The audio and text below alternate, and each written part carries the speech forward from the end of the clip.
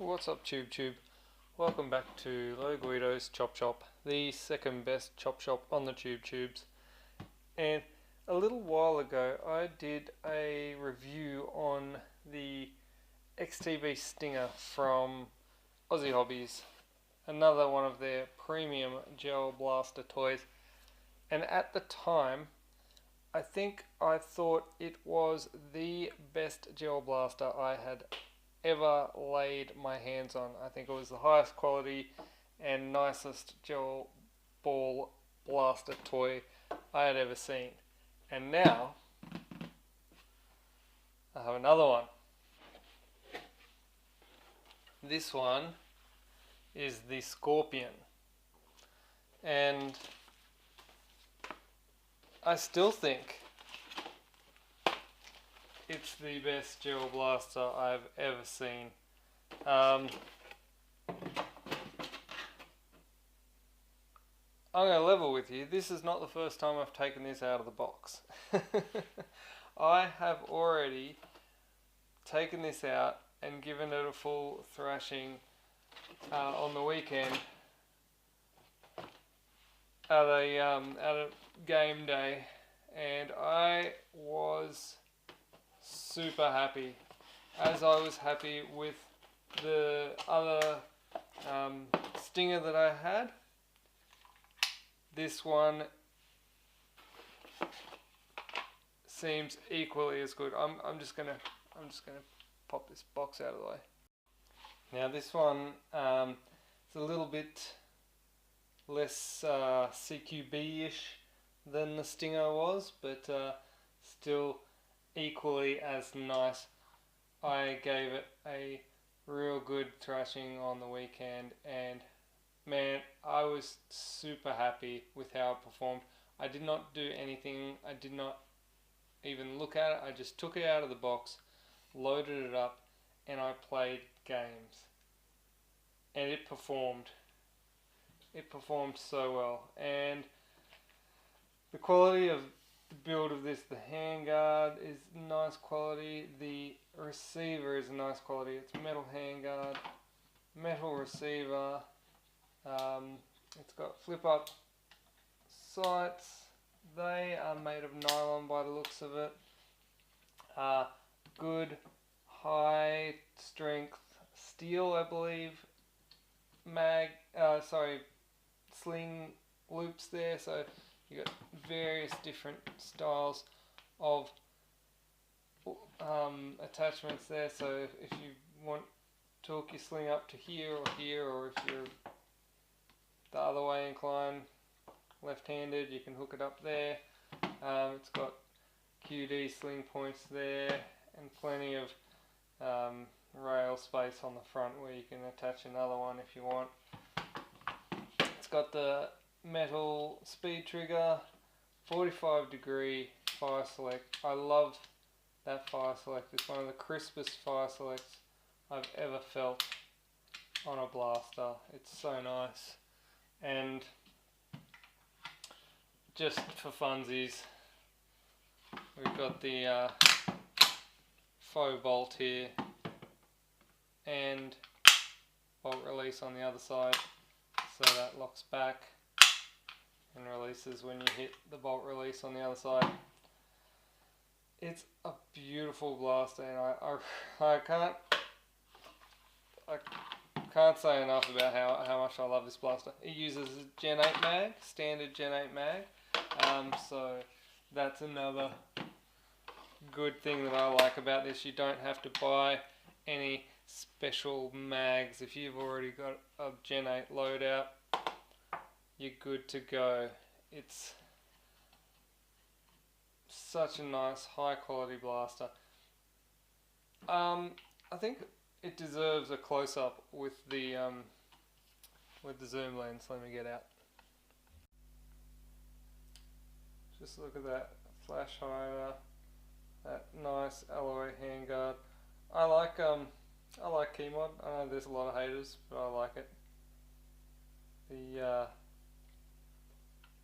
fitment here on the receiver, this fire selector, 45 45°. I love that. It's just a nice easy click. You don't have to spin it all the way around. And this stock with access panel in the back there. I'll get to that where the battery goes. On the other side, got the same ambi fire selector, mag release. It's got the ejection port, which actually functions. I know a lot of blasters, I find that these doors, they either get stuck open or they get stuck closed or whatever. They don't work as well as they should. But this one, the fitment and everything is so nice.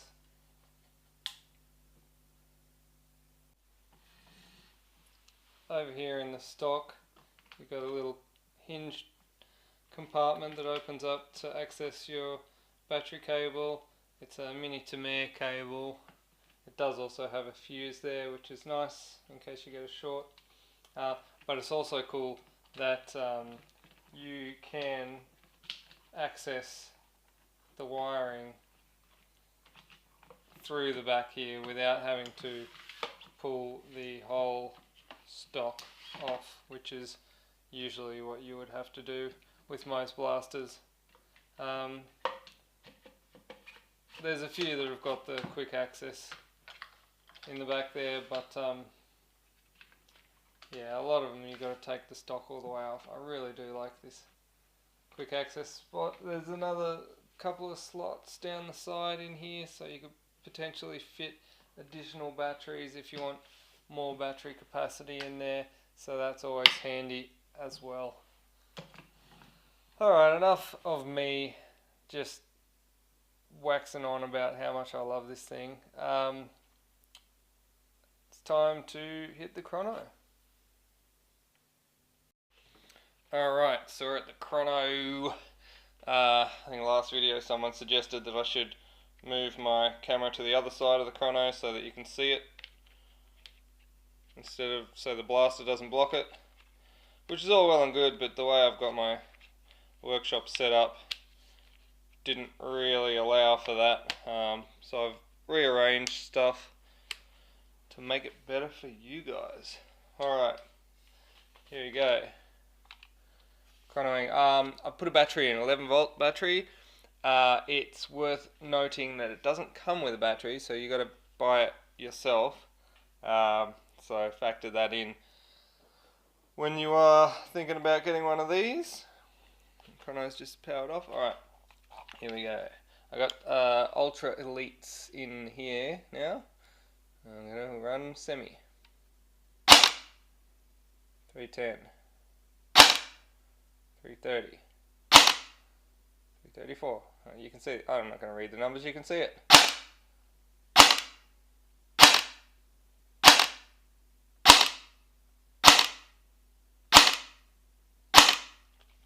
Very, very, very consistent. Let's give it a full auto burst just for shiggles.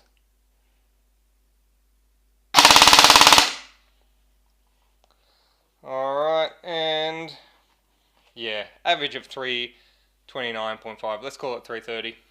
Average of 330, very consistent, nice and crisp, very nice. But as some of you might have known, and many people messaged me last time I had a Modify blaster for review, this one has a trick up its sleeve. Okay, so the trick that this guy has is you can actually open up the stock here like that with the help of a long extension Allen key. It's a 4mm Allen key. You can actually go into the buffer tube like this and just make a turn and adjust the spring. Now, the first setting that I had was the tighter setting, and I've just now backed it off to the lower setting, so we'll do a chrono of that.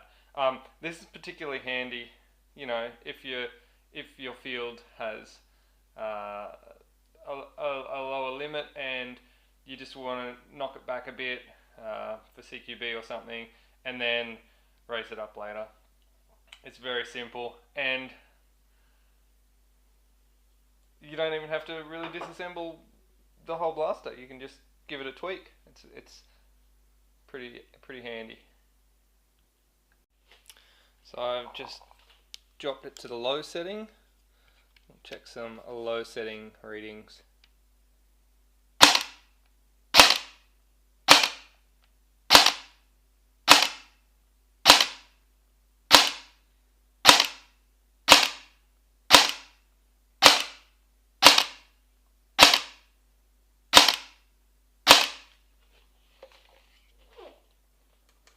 Alright, so we've gone down to 311.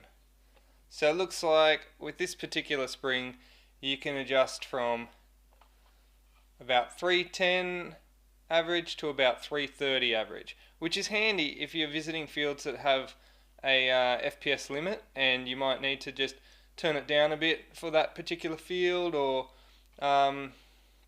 you know, if you go to a different field where they've got a bigger limit, you can crank it up a little bit. So it just gives you, I don't know, a little bit of an option without having to go to all the trouble of changing the spring, which, mind you, is not that difficult anyway, because you can just pop the spring out the back and slot another one in.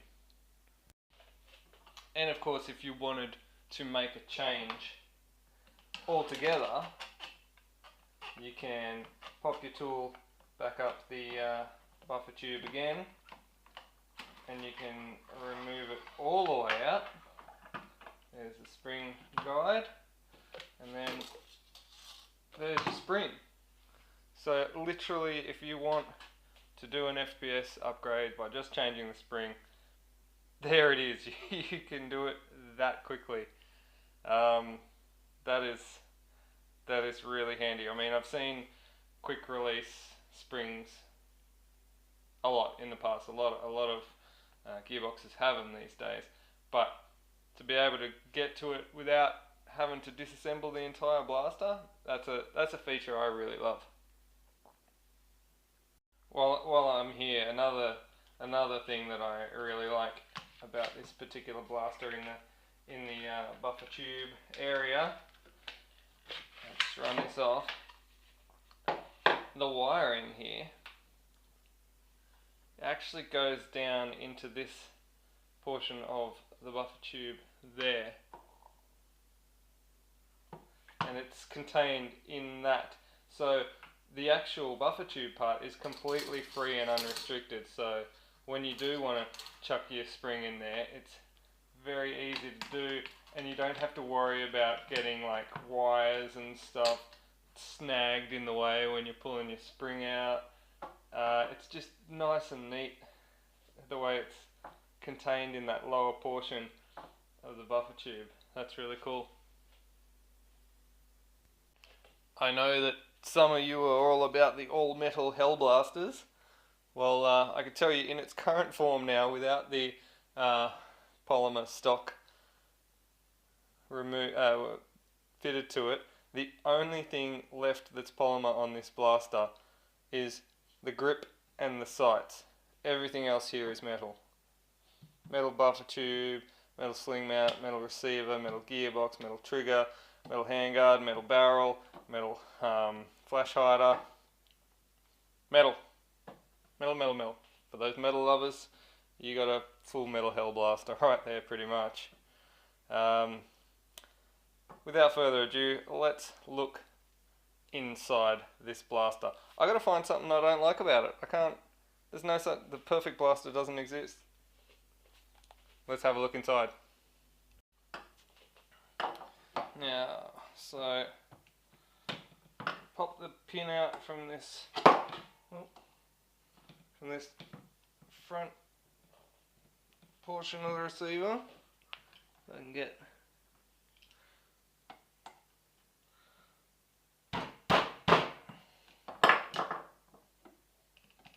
a gap under it to punch it out.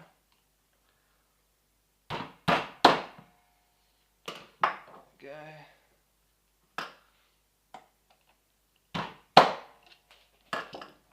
is quite firm, but once it's out, it pops into place. It's retained as well, so it just sits there retained.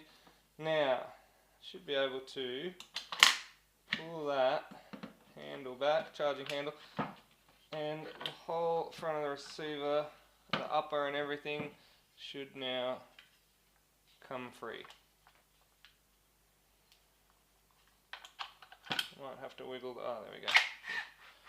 The ejection port door is hung up on the pin there, so there we go. The whole upper, top, everything comes away free. I'll just pull the barrel out so we can have a look at that. That is an alloy barrel. I'll measure that in a moment.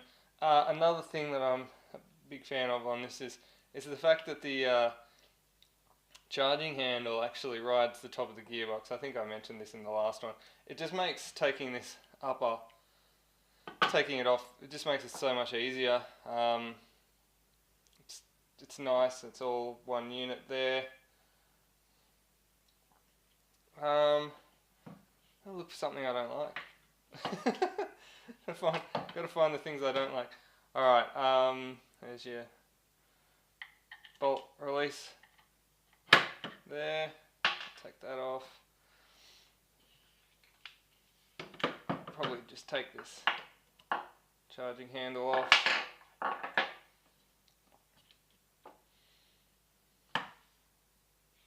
I believe, yes. So, in a lot of gearboxes, the mag release button actually goes through a little hole. Let me just demo for you. So here's another box. So I've got, see this little hole just here. Most boxes have that little hole there, which sort of the mag release clip slides through.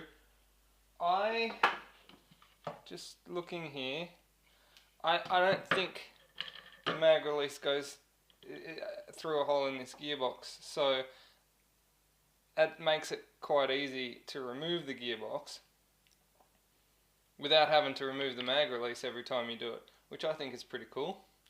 Let's get on to the motor next. We'll pop these screws out here and check out the motor. I like the little you got your little hole there for checking your tooth engagement, AOE as some people like to call it. You can check your tooth engagement. Actually, just before I duck into the motor, let's just have a look at this barrel.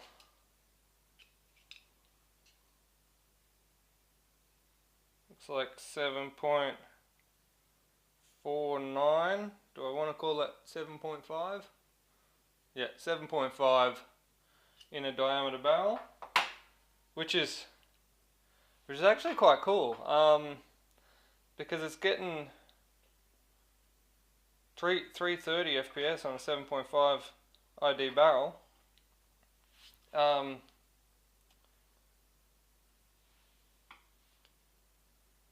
Yeah, I wonder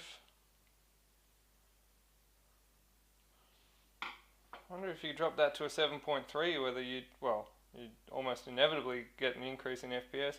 I wonder how that would perform accurately though. It's interesting. Maybe that's something I'll test in the future. But at the moment, it seems to be going quite well with the 7.5 ID barrel. The length of it, for those who are interested,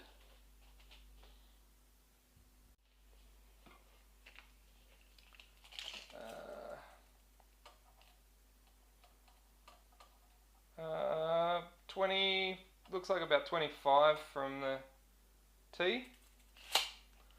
25 centimeters, 250 mils, if you prefer it in millimeters.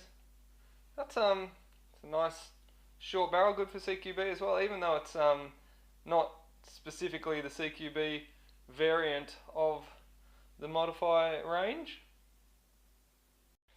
Alright, let's get this motor off. Get in here with the 2mm Allen screw. Now, as always, keep in mind this is sprung.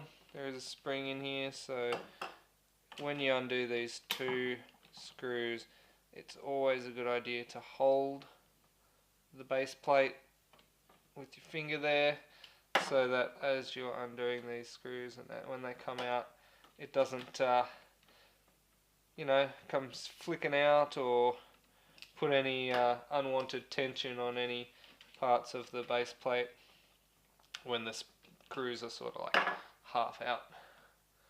So now that that's out, we can release it. And there it is, that's a nice alloy base plate. Disconnect the wire terminals for the motor, and it came off quite nicely. This is another thing I've liked about Modify. They've got a channel down the back here for the wires to run in, and both wires run down that channel. It's really cool, and then your motor just like really easily in and out without catching up on the wires. I like it. It's a Modify torque 22 turn motor. Another thing I like is specs. Specs on motors. Like, how often do you pull a blaster apart and you get this and you're just like, yep, it's a black motor with a blue base on it. I mean, you could look inside and go, okay, so it looks like it's got neodymium magnets instead of the standard sort of black magnets, but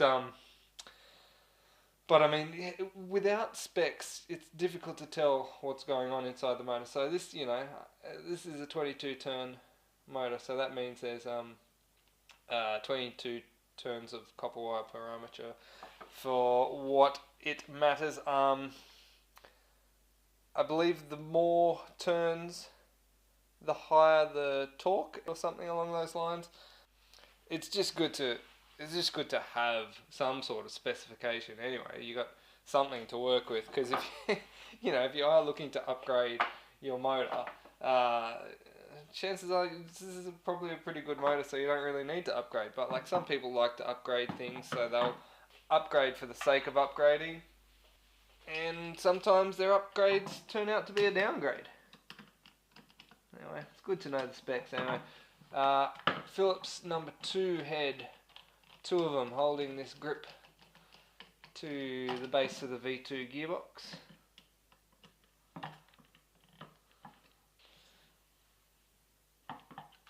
Alright, and with those screws loosened,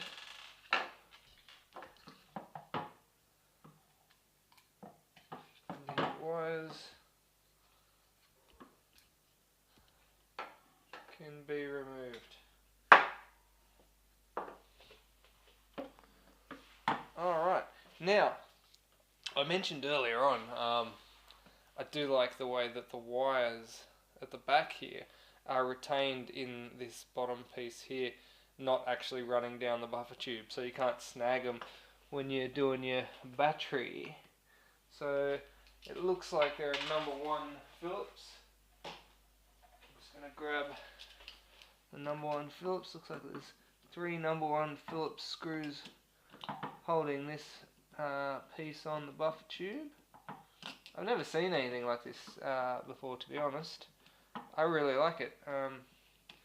Cable management. Cable management is good. Look at that. This comes away. The cables are perfectly lined up inside that, and then when this is removed, the cables can come away. I like it. It is a little, like, it adds a little bit of extra work to the teardown. I will say that, but it just, like, I think it's worth it. Just that nice little, it's a nice touch, you know, just having that, the wires inside there. The spring, the easy quick release spring guide has got to come out with the spring, of course. Then you'll need your C-spanner to undo the castle nut. Now this isn't the correct C-spanner for the job, just happens to be one that I have that does the job. Actually, the only reason this needs to come off, for what it's worth, you could remove this box now by taking these pins out, but to get these cables free, they always do this to me, where the cables are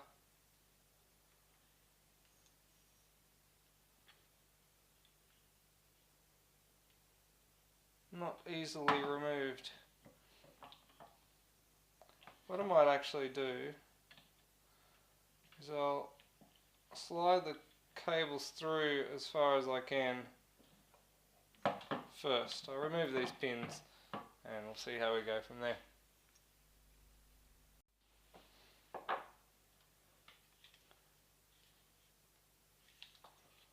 So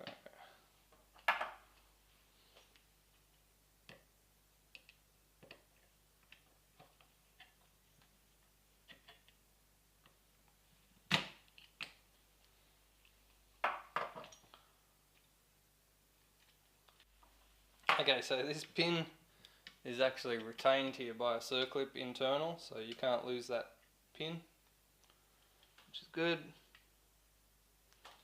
And this little pin here goes out in this direction. It is knurled on one end, so keep that in mind if you are knocking it out. Has to come out that way, knurled end out. Does that make sense? So if you try to drive the knurled end through, you just mess up all the sides of the holes, and you probably have a hard time getting it to go back in again without falling out, because you would loosen up all the holes with the knurling. Alright, so I'm going to pop this fire selector off. Don't forget there is a detent ball here. Tiny little detent ball, there we go. And a spring inside there. So don't lose your detent ball or your spring. Otherwise you don't get those nice clicks when you change the selector. Alright, so now I think I should be able to slide this box out now. I'm just trying to work out which position the selector's got to be in. There we go. Okay, so the selector has to be in the safe position on the offside in order to remove from the receiver. Now, here's where I have to deal with this buffer tube. I'm going to try and take this buffer tube off just so I can free this wiring through here, through that hole.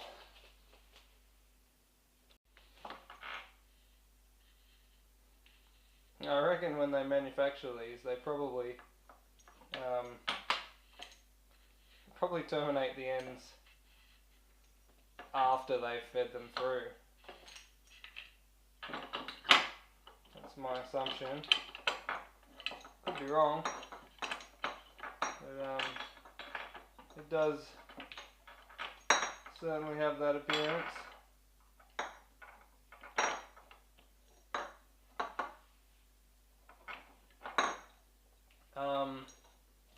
Yeah, I did have this with the other one as well. I think I just ended up cutting off the Dean's connector or whatever it was at the time and resoldering it on later.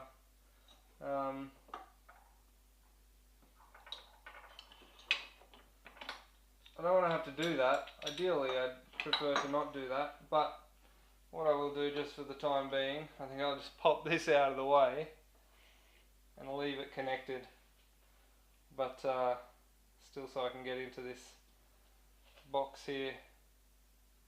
I'll take that selector wheel off.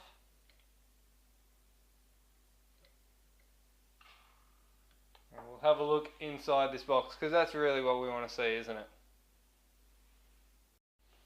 Alright, in the business end here we've got a nice alloy box. It looks like a cast alloy. There is a little bit of little tiny bit of radiusing in this front corner, I noticed, a tiny bit in the top. It's not large or overly exaggerated, but there's a tiny bit in there. Could probably do with a little bit more, in my opinion. Just going to pop this ambidextrous doohickey out. Hey, that's cool. You see that? The shaft actually splits in the middle. So you've got two different shafts, and then it's just a slide fit to bring them together. That's a cool design, because I know my Scar 1000 actually snapped the one of these that it had, because it was just a poorly cast alloy. You see this looks like some sort of brass and perhaps an alloy two-piece shaft. To give you an idea here, I will show you the one from the LDT Scar 1000. Okay, so I've got the LDT version here, and you can see it's a single piece cast of alloy, and it's a really like a porous, let me zoom in on this a bit, hang on. It's like a porous alloy. You can see where it's snapped off on this end,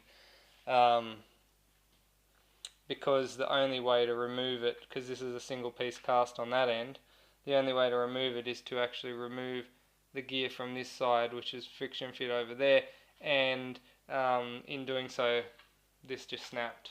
I'm pretty gentle with my stuff, so I don't generally snap things, but this is just, it wasn't, that bit there just obviously wasn't very strong.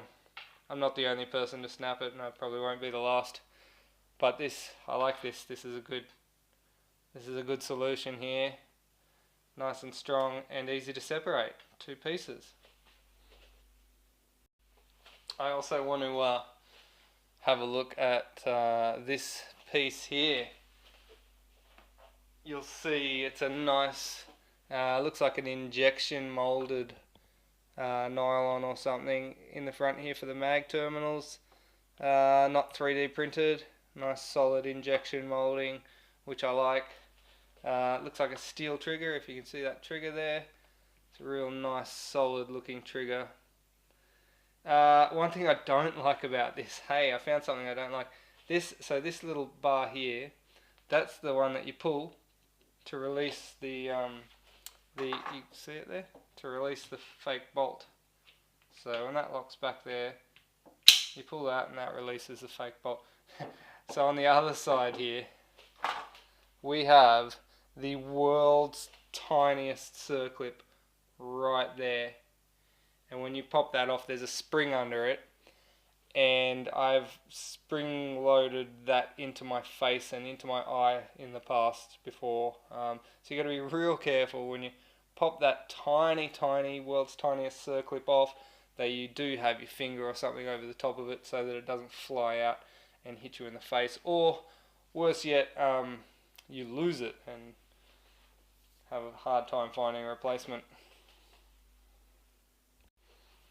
Now they are held together with Torx T10 screws. Now I will undo the 4 on this side because the rest of them are from the other side. So I'm going to flip this over and I will do the rest of them from the other side. But the top 4 do come through from this side for reasons. Alright, I will have a crack crack at this world's tiniest Circlip while I'm live on camera here, so you can join in the fun. Alright, so I've got the Circlip off. Now, let's not let it spring off and shoot me in the face. Alright, okay, there's that spring. Look at the size of that spring. That spring runs like the entire length of that gearbox. That's the amount of tension there that's underneath that Circlip. So, be warned. You've been warned. Don't come to me later telling me you've lost that Circlip. You've been warned. That's probably my one biggest gripe about this gearbox is that Circlip. I've chased it across the room a number of times. Alright, moving on. I believe this faux bolt is just best left where it is. I don't think I took it off last time. I think it just stayed there. It seems pretty well retained with pins and springs and things, so I don't see a need to remove it.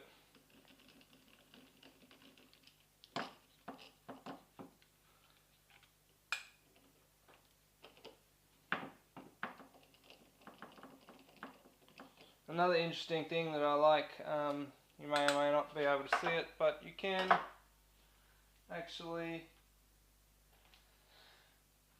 put a little screwdriver in the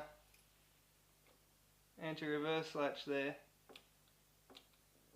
and just disengage it so that you can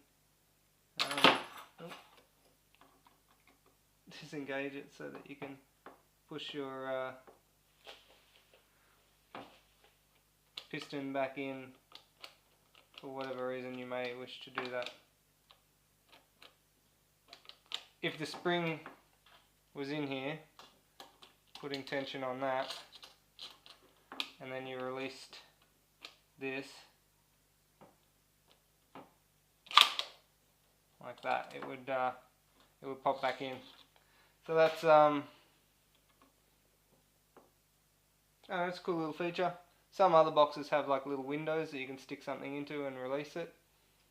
I do like that because although I didn't have any trouble removing this spring when the piston was a bit further back, so it wasn't really a big deal, but some boxes when you've got big springs in them and they're under a lot of tension and you try to release it and things, yeah, it's best not to pull apart the box when the spring's under tension. But in this case it's not so much an issue with the quick release at the back here. So, but it's there, it's a feature. I kind of like it. Alright, so let's see the big reveal. I get all the screws out? Yes, I did. Alright.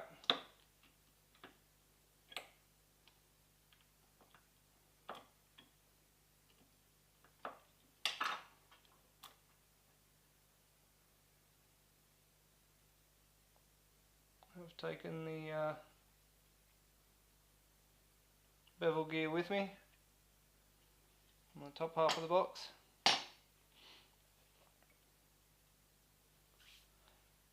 Look at that gear set, it's looking pretty nice.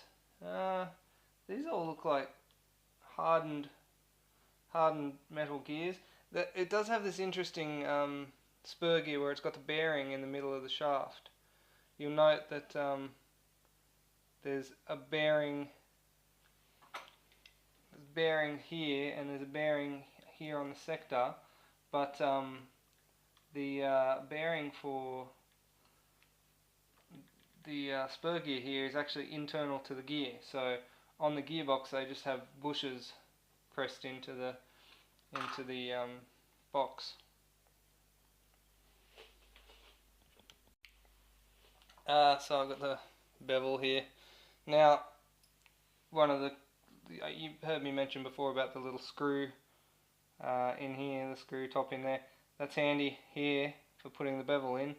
You can wind that back like that and pop the bevel in.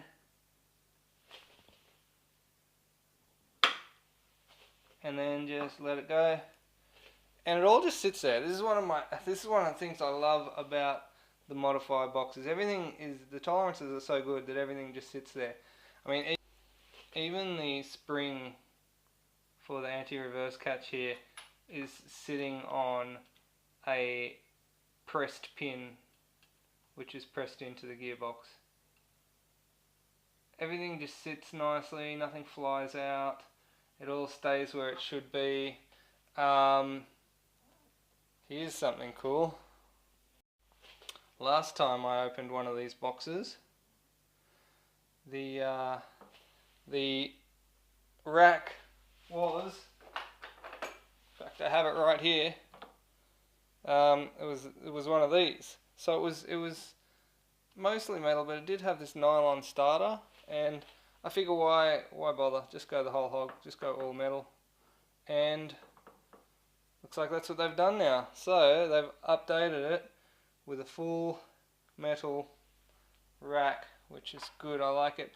Also note they've put a brown O-ring in it as well, which is the exact two upgrades that I did on my original Modify. It's also worth noting that despite having used this extensively in game for a full weekend, there's no major signs of wear or anything going on in there. Everything's sitting in there nicely. Yeah, it's all good. I like it. I like the cylinder. I like that it's ported because we've got the short barrel alloy cylinder head. Yeah, there's just ironically, they've called it Modify, and there's literally no reason to modify anything here. Everything is as it should be. Everything sits there. Everything works. I like it. I like it. Definitely, without any shadow of a doubt, my favourite out-of-the-box blaster. Just out of the box, don't do anything with it. There's no need. Even the trigger has got a press fit pin for the pivot shaft. And is that an adjustable stop? Let me just check that. It's got a pin fit stopper on it on the front here. It doesn't appear to be adjustable, but it is nonetheless a pin fit stopper. I guess that's for the safety. When the safety's up, it just stops against that. That's impressive. Unnecessary, but impressive nonetheless.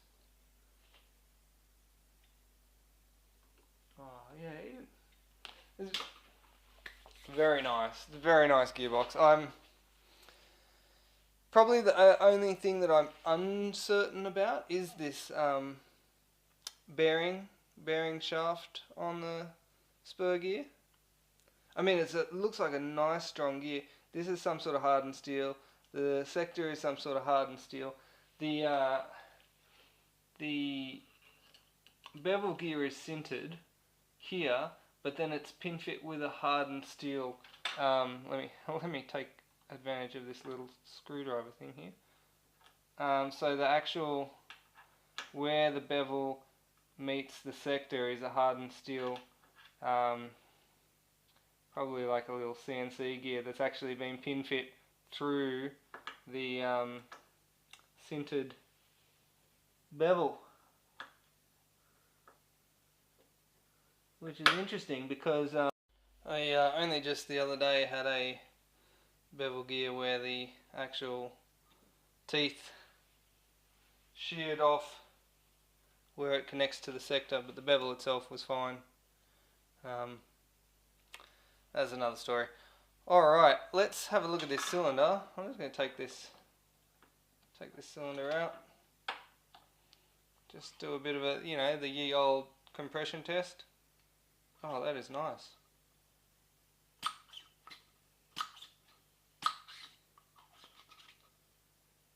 Compression is good. So there's a good, nice seal from the cylinder head to the cylinder. That brown O-ring is good gear. Got a nice, yeah, look, what could I improve? Oh, hang on, what have we got here? The nozzle is, no, it's O-ringed as well. The nozzle is O-ringed as well. Yeah, so even when I'm holding the nozzle forward, oh sorry, I'm not off camera. A lot of people say that they're like, when you're testing the thing, you should hold the nozzle forward because that's where the, you know, when the tappet plate's forward, that's when the seals are, yeah, yeah, I get you, I hear you. Even with that held forward, we've still got quite a good, it's very awkward to do though, I should say. Still got quite a good compression. If I can hold it. So, yeah, beautiful. That's good stuff. It's all good stuff. Let's pop this back in. I like that I can kind of just sort of pop this back in without disassembling the whole thing. It all just sort of stays where it is, and you know, everything's happy.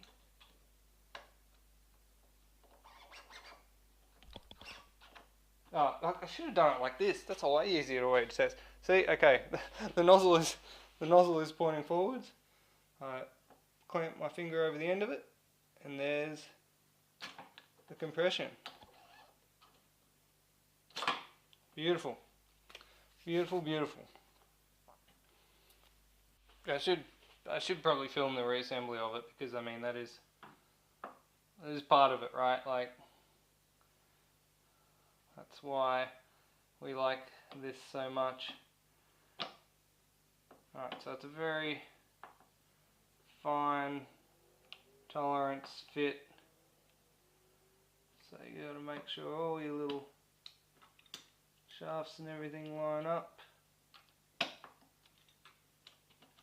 But it is such that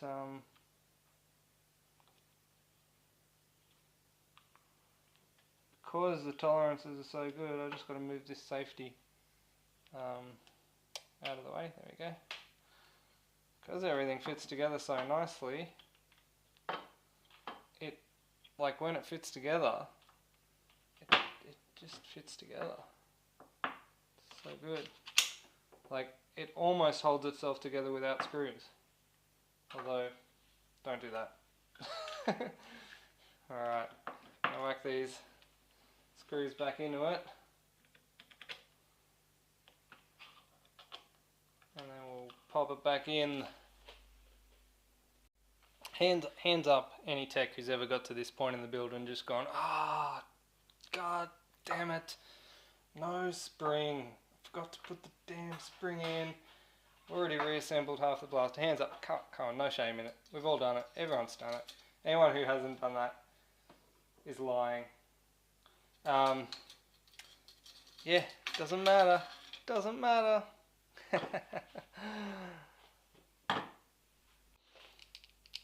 And another thing, look. Brass inserts. Brass inserts on the bottom of the grip. How many times have you just seen these self-tapping into plastic grips? Even Scar 1000 was just self-tapping into a plastic grip hole. I like inserts. It's good. Alright, well, there it is. The Modify Aussie Hobbies XTB Stinger. There is not a lot that this gets wrong. There is so much that it gets right. Probably time to address the elephant in the room, and that is the price. Yes, the price is definitely up there for a gel blaster. However, let me just tell you this. I have spent similar amounts, if not the same, on like things like the LDT Scar and the Tokyo Marui Desert Eagle, and let me tell you, like most of the time that I've spent big dollars on a blaster, it's been disappointing. This does not disappoint. Does not disappoint. I can't stress that enough. The only minor things that I don't like about it are the wiring loom being captive in this buffer tube for disassembly. I like it for usage. I like that it's in there and it doesn't get tangled for general use. But from a tech point of view, the disassembly, you pretty much got to cut the wires and cut the terminals off to take this fully out and disassemble it. And that tiny little circlip. Those two things are my two only gripes, and they're both a teching thing. Let's face it, you're probably never going to need to pull this thing apart and modify it anyway, because there's nothing to do in there. Everything's done, and if something were to go wrong, you would take it to a technician. So, I mean, my only gripes are nothing, really. Really, they're nothing. Just little things that I noticed while taking it down. But, as I said, it's not something that anyone is ever really going to need. Other than that, this thing is almost perfect. Is it the perfect blaster? If not, it's bloody close. It's bloody close. Something you can just buy, pick up out of the box, thrash, and put back in the box, and then bring it out again next weekend. It's I love it. I love it. I'll be using it a lot in the future, I think, in games. Anyway, that's it for me. Don't forget that patches are still available if you hit me up on Facebook, or if you would like to buy me a coffee. The link to buying me a coffee is down below.